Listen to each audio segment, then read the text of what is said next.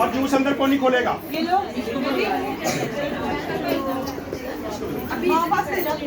अभी जिसको जूस मिल रहा है हर एक बच्चे को मिल रहा है, हर एक बच्चे को जूस मिल रहा है। और हम देख रहे हैं और कोई भी ये ना कहे जाओ, रास्ता दो बच्चों को, रास्ता देते जाओ।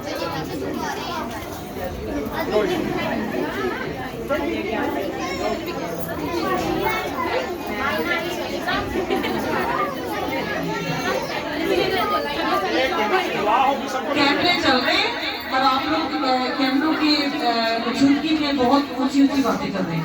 बड़े मेहरबानी जिन्होंने बातें करनी है वो बाहर जाके बातें कर रहे हैं।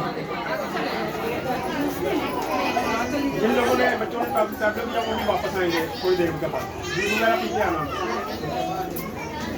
जिन बच्चों ने टैबलेट किया है वो थोड़ी देर के बाद वापस आएंगे और सिर्फ वही बच्चे हैं जिन्होंने टैबलेट किया, सब बच्चे। चलो गाड़ी करके जाओ।